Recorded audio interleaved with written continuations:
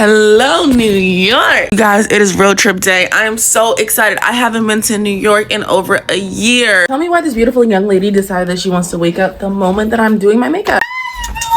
Covered in the milk. You gotta go give her an impromptu bath. Such a little stinker. The type of stuff that happens to me on my way out. You would think we're moving.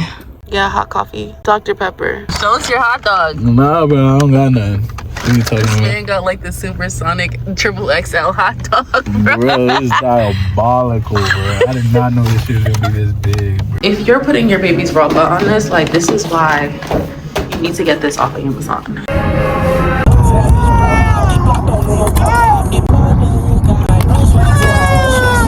He's so for real. I decided to poop again. Oh my gosh.